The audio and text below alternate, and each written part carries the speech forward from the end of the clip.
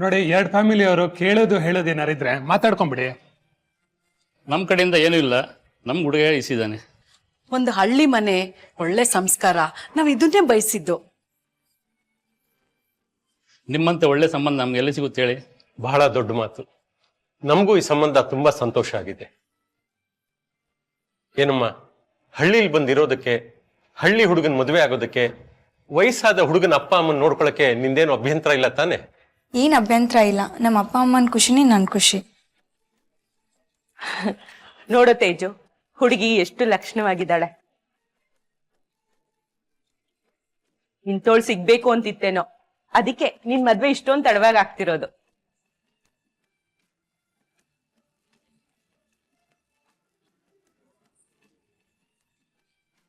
ಸರಿ, ಹುಡುಗ ಹುಡುಗಿಯು ಮಾತಾಡ್ಕೊಳ್ಳಿ. ಮುಂದಿಂದ ಏನು ಅಂತ ನಾವು ಮಾತಾಡ್ಕೊಂತೀವಿ. ಹೋಗಿ ಹೋಗಿ.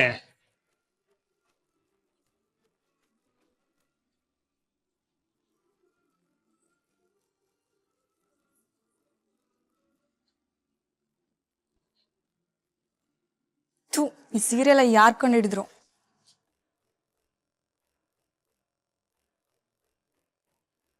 ಅಲ್ಲ, ಮದುವೆ ಆದ್ಮೇಲೆ ಬರೀ ಸೀರೆನೇ ತಾನೆ? ನೋಡು, 2 ವಿಷಯ. ಒಂದು, ನನಗ್ ಸೀರೆ ಉಟ್ಕೊಳಕ್ ಬರಲ್ಲ. 2ನೇದು, ನಾನಿನ್ನ ಮದ್ವೆ ಆಗ್ತಾ ಇಲ್ಲ. ಏನು, ಮದುವೆ ಆಗ್ತಾ ಇಲ್ವಾ? ಹಲೋ ಹಲೋ, ಓವರ್ ಸೆಂಟಿ ಆಗ್ಬೇಡ. This is none of your business. ಆದ್ರೂ ಹೇಳ್ತೀನಿ, ನನಗ್ ಲವರ್ ಇದ್ದಾನೆ, ನಿಶ್ಚಯ್ ಅಂತ.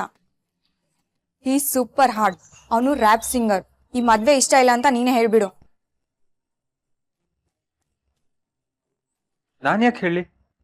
ನಂಗೆ ನೀವ್ ಇಷ್ಟಾನೆ. ಸರಿ, ಮದ್ವೆ ಮಾಡ್ಕೊ. ನಾನ್ ಅವನ್ ಜೊತೆ ಅಫೇರ್ ಇಟ್ಕೋತೀನಿ ಅಷ್ಟೇ.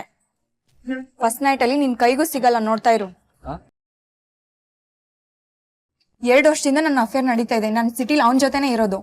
ನಿನ್ ಲೆವೆಲ್ಗೆ ಯಾವ್ದಾದ್ರು ಹಳ್ಳಿ ಹುಡ್ಗಿ ನೋಡ್ಕೊಂಡು 10 ಮಕ್ಕಳು ಮಾಡ್ಕೊಂಡು ಆರಾಮಾಗಿರು, ಓಕೆನಾ? ಸಿಗರೇಟ್ ಏನ್ ಸೇದಲ್ವಾ ನೀನು? ಇಲ್ಲ. ಬೋರಿಂಗ್. ಸರಿ, ಹೊರಡು. ನಾನು ಇಷ್ಟ ಇಲ್ಲ ಅಂತ ಹೇಳು. ಅಲ್ಲ, ನೀವೇ ಹೇಳ್ಬೋದಲ್ಲ ಇಷ್ಟ ಇಲ್ಲ ಅಂತ. ಇಷ್ಟ ಇಲ್ಲ ಅಂದ್ಮೇಲೆ ಬರಕ್ ಯಾಕೆ ಹೇಳಿದ್ರಿ? ನಿನ್ನ ನಿನ್ ಕಿಚ್ಚ ಸುದೀಪ್ ಅನ್ಕೊಂಡಿದ್ಯಾ? ನೋಡು, ನಮ್ಮ ಮನೇಲಿ ಎಲ್ರು ಓವರ್ ಸೆಂಟಿ. ನಮ್ಮ ಅಪ್ಪ ಬೇಜಾನ್ ಆಸ್ತಿ ಮಾಡಿದ್ದಾರೆ, ನಾನು ಒಬ್ಳೆ ಮಗಳು. ಸುಮ್ನೆ ಕಿರಿಕ್ ಮಾಡಕ್ ನಂಗೆ ಇಷ್ಟ ಇಲ್ಲ. ಸೊ ಅವ್ರ ಎದುರಿಗೆ ಡೌ ಮಾಡ್ತಾ ಇದೀನಿ ಅಷ್ಟೇ.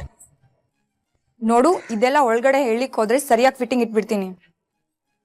ಜಾಸ್ತಿ ಸೀನ್ ಕ್ರಿಯೇಟ್ ಮಾಡ್ಬೇಡ. ಈ ಮದ್ವೆ ನಿನ್ಗೆ ಇಷ್ಟ ಇಲ್ಲ ಅಂತ ಹೇಳು, ಮಿಕ್ಕಿದ್ ನಾನು ನೋಡ್ಕೋತೀನಿ.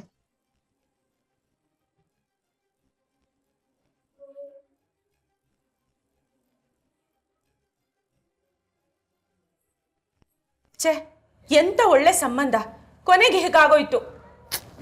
ಎಂತ ಒಳ್ಳೆ ಹುಡುಗಿ, ಏನ್ ನಯ, ಏನ್ ನಾಜೂಕು.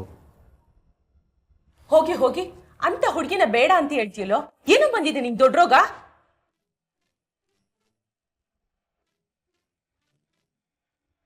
ಈಗಿನ ಕಾಲದ ಹುಡುಗರೇ ಹೀಗೆ ವಿಪರೀತ ಸಿನಿಮಾ ನೋಡ್ತಾರೆ. ಮದುವೆ ಆಗೋ ಹುಡುಗಿ ಹೀಗಿರ್ಬೇಕು, ಹಾಗಿರ್ಬೇಕು ಅಂತ ಏನೇನೋ ಆಸೆ. ಆಗಿದ್ದಾಯ್ತು ಬಿಡಿ, ಇದಕ್ಕಿಂತ ಇನ್ನೊಂದು ಒಳ್ಳೆ ಸಂಬಂಧ ಇದೆ. ಬೇಕಾಗಿಲ್ಲ. ನಾನ್ ಇನ್ಮೇಲೆ ಯಾವ ಹುಡುಗಿ ನೋಡಕ್ಕೂ ಹೋಗೋದಿಲ್ಲ. ಯಾಕ ಹಾಗಂತ್ಯ? ಏನೋ ಆಗಿದ್ದಾಗೋಯ್ತು. ಹಾಗಂತ ಹುಡುಗಿ ನೋಡ್ದೆ ಇರಕ್ಕಾಗತ್ತಾ? ಹೋಗಮ್ಮ, 20 ಹುಡುಗಿರ್ ನೋಡಿದ್ದಾಯ್ತು, ಎಲ್ಲ ಸರಿ ಹೋಗಿರುತ್ತೆ. ಕೊನೆಗೆ ನಾನು ಹಳ್ಳಿಲಿರೋ ಹುಡುಗ ಅನ್ನೋ ಕಾರಣಕ್ಕೆ ಮದುವೆ ಬೇಡ ಅಂತಾರೆ. ಸ್ವಲ್ಪ ಸಮಾಧಾನವಾಗಿರಪ್ಪ. ಕಾಲ ಬದಲಾಗಿದೆ, ಹೆಣ್ಮಕ್ಳು ಕಡಿಮೆ ಇದ್ದಾರೆ. ಅದ್ರಲ್ಲೂ ನಮ್ಮವರಲ್ಲಿ ಹೆಣ್ಮಕ್ಳು ತುಂಬಾ ಕಡಿಮೆ. ಎಲ್ರು ಸಿಟಿಲಿರೋ ಹುಡುಗರು ಬೇಕು, ಫಾರಿನಲ್ಲಿರೋ ಹುಡುಗರು ಬೇಕು ಅಂತಾರೆ. ಆದ್ರೆ ಭಗವಂತ ಎಲ್ರು ಹಣೆಯಲ್ಲೂ ಒಂದು ಹುಡುಗಿನ ಬರ್ದಿರ್ತಾನೆ. ನಿಂಗೂ ಮದ್ವೆ ಆಗೇ ಆಗತ್ತೆ, ಯೋಚನೆ ಮಾಡಬೇಡ.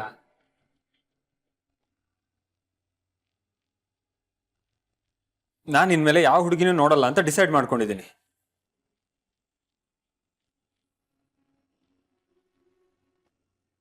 ಎಷ್ಟು ಚೆನ್ನಾಗಿದ್ದಾಳೆ ಹುಡುಗಿ, ನೋಡಲ್ಲ ಅಂತ ಇದ್ದಾನಲ್ಲ.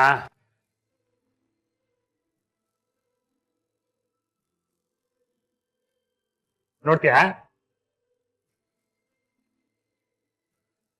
ಕಳ್ಳ.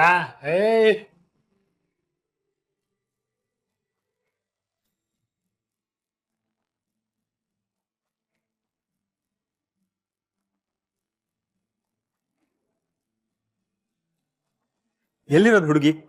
ಏನ್ ಹೆಸರು? ಯಾವಾಗ ಹೋಗೋಣ ನೋಡಕ್ಕೆ? ಕಳ್ಳ.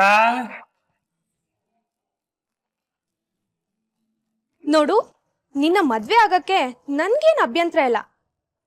ಯಾವ್ದಾದ್ರೂ ಹುಡುಗನ ಮದ್ವೆ ಆಗ್ಬೇಕು. ನೀನು ಚೆನ್ನಾಗೇ ಇದೆಯಾ.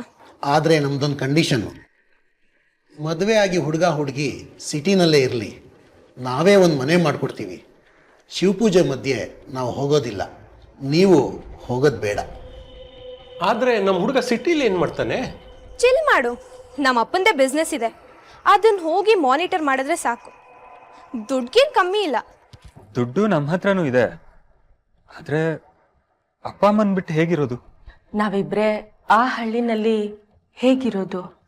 ನೋಡಿ ಸರಸ್ವತಿಯವರೇ, ಕಾಲ ತುಂಬ ಬದಲಾಗಿದೆ. ನಾವು ಯಾರ ಮೇಲೂ ಡಿಪೆಂಡ್ ಆಗಬಾರ್ದು. ಮನೆ ಕೆಲಸದವಳು ಬಂದರೆ ಮನೆ ಕೆಲಸ ಮಾಡ್ಕೊಂಡು ಹೋಗ್ತಾಳೆ. ನೀವು ಆರಾಮಾಗಿ ರೆಸ್ಟ್ ತಗೊಳ್ಳಿ, ಇಂಟರ್ನೆಟ್ ಹಾಕ್ಸ್ಕೊಳ್ಳಿ, ಟಿ ವಿ ನೋಡಿ, ಆರಾಮಾಗಿರಿ. ಹೋಗ್ಲಿ, ನಿಮ್ಮ ಹುಡುಗಿ ನಮ್ಮ ಹುಡುಗನಾರು ಚೆನ್ನಾಗಿ ನೋಡ್ಕೊಳ್ತಾಳೆ ತಾನೆ? ಹಲೋ, ನೋಡ್ಕೊಳಕ್ಕೆ ನೀನೇನು ಪುಟ್ಟ ಮಗುನ? ನೋಡು, ಈ ಆದರ್ಶ ಗಂಡ ಹೆಂಡತಿ ಬೆಳಿಗ್ಗೆ ಎದ್ದು ಗಂಡನ ನಮಸ್ಕಾರ ಮಾಡೋದು, ಆಮೇಲೆ ಏನೋ ಭೀಮನ ಅಮಾವಾಸ್ಯೆ ಪೂಜೆ ಮಾಡೋಳು ಅನ್ನೋ ಎಕ್ಸ್ಪೆಕ್ಟೇಷನ್ಸ್ ಎಲ್ಲ ಏನೂ ಇಟ್ಕೊಂಬೇಡ. ನಾವು ಮದುವೆ ಆದ್ಮೇಲೂ ಇಂಡಿಪೆಂಡೆಂಟ್ ಆಗೇ ಇರಬೇಕು. ನಿನಗೆ ಎಷ್ಟೊತ್ತು ಗೆದೇಳ್ಬೇಕು, ಎಲ್ಲಿಗೆ ಹೋಗ್ಬೇಕು, ಯಾವ ತಿಂಡಿ ತಿನ್ಬೇಕು, ಅದೆಲ್ಲ ನಿನ್ನ ಚಾಯ್ಸ್. ನೀನು ನನ್ನ ಚಾಯ್ಸ್ ಬಗ್ಗೆ ಪ್ರಶ್ನೆ ಮಾಡೋ ಹಾಗಿಲ್ಲ. ನನಗೆ ಈ ಅಡುಗೆ ಮಾಡೋಕ್ಕೆ, ಈ ತರಕಾರಿ ತರಕ್ಕೆ ಹೋಗೋಕ್ಕೆ, ಆಮೇಲೆ ಈ ವಾಷಿಂಗ್ ಮಿಷಿನ್ಗೆ ಬಟ್ಟೆ ಹಾಕೋದು ಅದೆಲ್ಲ ಬರಲ್ಲ, ಇಷ್ಟನೂ ಇಲ್ಲ. ಓಕೆ, ಇದಕ್ಕೆಲ್ಲ ಕೆಲ್ಸದವ್ರು ಇರ್ತಾರೆ.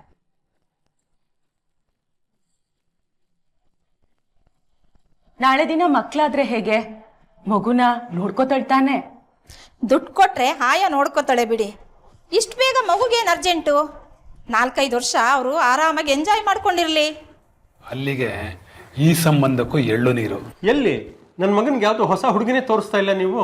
ಎಷ್ಟು ಹುಡುಗಿರ್ನ ಅಂತ ತೋರ್ಸೋದು? 50 ಹುಡುಗಿರ ಮೇಲೆ ಆಯ್ತು. ಹುಡುಗಿಗೆ ಇಷ್ಟ ಇರಲ್ಲ, ಹುಡುಗಿಗೆ ಇಷ್ಟ ಇದ್ರು ಅವ್ರ ಮನೆಯವ್ರಿಗೆ ಇಷ್ಟ ಇರಲ್ಲ. ಅವರಿಬ್ರಿಗೂ ಇಷ್ಟ ಇದ್ರೆ ನಿಮ್ಮ ಮಗಂಗೆ ಇಷ್ಟ ಇರಲ್ಲ. ಅಯ್ಯೋ, ಇಬ್ರಿಗೂ ಹೊಂದಾಣಿಕೆ ಇಲ್ದೆ ಹೆಂಗಂದ್ರಂಗ್ ಮದ್ವೆ ಆಗಕ್ಕಾಗತ್ತಾ? ಹೀಗೆ ಹೇಳ್ತೀನಿ ಅಂತ ಬೇಜಾರು ಮಾಡ್ಕೋಬೇಡಿ. ನಿಮ್ಮ ಫ್ಯಾಮಿಲಿ ಹೇಗೆ ಗೊತ್ತಾ? 500 ರೂಪಾಯಿಗೆ 2 ಜೀನ್ಸು 2 ಟಿ ಶರ್ಟ್ ಆಫರ್ ಇದ್ದಾಗೆ. ಮೇಲ್ನೋಟಕ್ಕೆ ಚಂದ, ಆದ್ರೆ ಚಿಕ್ಕದಾಗೆ ಸ್ಟಾರ್ ಹಾಕಿ ಕಂಡೀಷನ್ ಸಪ್ಲೈ ಆಗಿರುತ್ತೆ ನೋಡಿ, ಅದು ತಲೆನೋವು. ನಿಮ್ಮ ಕಂಡೀಷನು ಹಾಗೆ. ಹುಡುಗಿ ಇಲ್ಲೇ ಹಳ್ಳಿಲಿ ಇರಬೇಕು, ಸೀರೆ ಉಡಕ್ಕೆ ಬರಬೇಕು, ಅಡುಗೆ ಮಾಡಬೇಕು, ಹಾಡು ಹೇಳಬೇಕು, ಹುಟ್ಟೋ ಮಗುಗೆ ಎದೆ ಹಾಲು ಕುಡಿಸ್ಬೇಕು, ಗೌರಿ ವ್ರತ ಮಾಡಬೇಕು. ಸಿಟಿಲಿ ಇರೋಕ್ಕೆ ಇಷ್ಟಪಡೋಳು ಬೇಡ, ನಿಮ್ಮಿಂದ ದೂರ ಇರೋಳು ಬೇಡ, ವಿಪರೀತ ಇಂಗ್ಲೀಷ್ ಮಾತಾಡ್ತಾಳು ಅದೂ ಬೇಡ, ಮಾಡ್ರನ್ ಡ್ರೆಸ್ ಹಾಕೊಳ್ತಾಳು ಅದೂ ಬೇಡ. ಈ ಥರ 108 ಕಂಡೀಷನ್ ಇದ್ರೆ ಮದುವೆ ಹೇಗಾಗತ್ತೆ ಹೇಳಿ? ಸ್ವಲ್ಪ ಅಡ್ಜಸ್ಟ್ ಮಾಡ್ಕೋಬೇಕು. ಜೀವನದಲ್ಲಿ ಮದುವೆ ಅಂತ ಆಗೋದು ಒಂದೇ ಸಲ, ಹೇಗಂದ್ರೆ ಆಗಕ್ಕಾಗತ್ತಾ? ಹೌದು, ನಾನು ಹಳ್ಳಿಲೇ ಇರೋದು, ಏನು ಮಾಡೋಕ್ಕಾಗತ್ತೆ? ಇದ್ದಿಬ್ರು ಅಕ್ಕಂದ್ರಿಗೆ ಮದುವೆ ಮಾಡಿ ಕಳ್ಸಾಗಿದೆ. ವಯಸ್ಸಾಗಿರೋ ಅಪ್ಪ ಅಮ್ಮನ ಇಲ್ಲಿ ಬಿಟ್ಟು ನಾನೊಬ್ಬನೇ ಹೆಂಡತಿ ಸೆರಗಿಟ್ಕೊಂಡು ಹೋಗೋಕ್ಕಾಗತ್ತಾ? ಅಲ್ಲ, ನಮಗೂ ನಮ್ಮ ಮನೆ ಸಂಪ್ರದಾಯ ಸಂಸ್ಕಾರ ಅಂತ ಇರುತ್ತಲ್ವಾ? ಆಯ್ತಪ್ಪ, ಅದೇ ನೋಡ್ಕೊಂಡು ಕೂತ್ಕೋ. ಹೀಗಿದ್ರೆ ಈ ಜನ್ಮದಲ್ಲಿ ನಿನಗೆ ಮದುವೆ ಆಗಲ್ಲ. ನಾನು ಬರ್ತೀನಿ.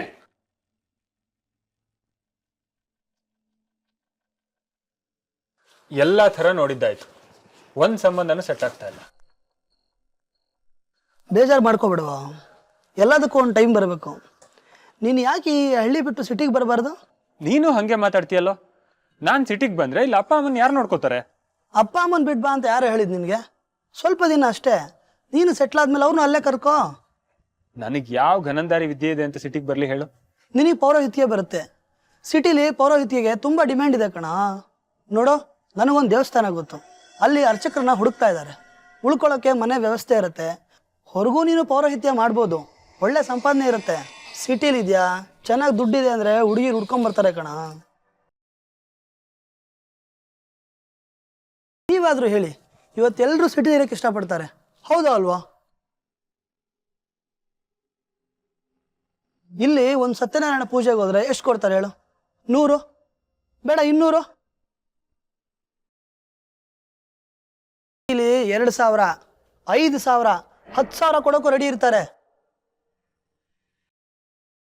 ಚೆನ್ನಾಗಿ ದುಡ್ಡು ಹೆಸರು ಮಾಡಿದ್ರೆ ಲೈಫ್ ಬೊಂಬಾಟಾಗಿರುತ್ತೆ ಕಣ. ಹೌದು ಕಣ, ಯೋಚನೆ ಮಾಡು. ರೋಷನ್ ಹೇಳ್ತಿರೋದು ಸರಿಯಾಗಿದೆ.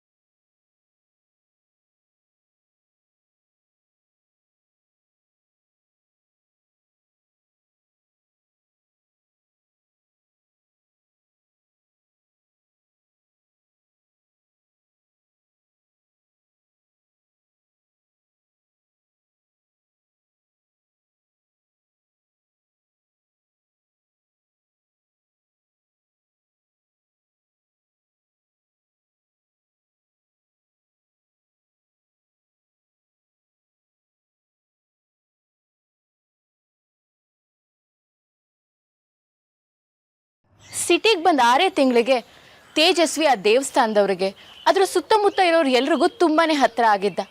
ಅವನಿಗೆ ತುಂಬಾನೇ ಡಿಮ್ಯಾಂಡ್ ಬರೋದಕ್ಕೆ ಶುರುವಾಯಿತು. ಯಾವುದೇ ಪೂಜೆ ಕಾರ್ಯ ಏನೇ ಇರಲಿ ಪೌರೋಹಿತ್ಯಕ್ಕೆ ತೇಜಸ್ವಿನೇ ಎಲ್ರಿಗೂ ಬೇಕಾಗಿತ್ತು.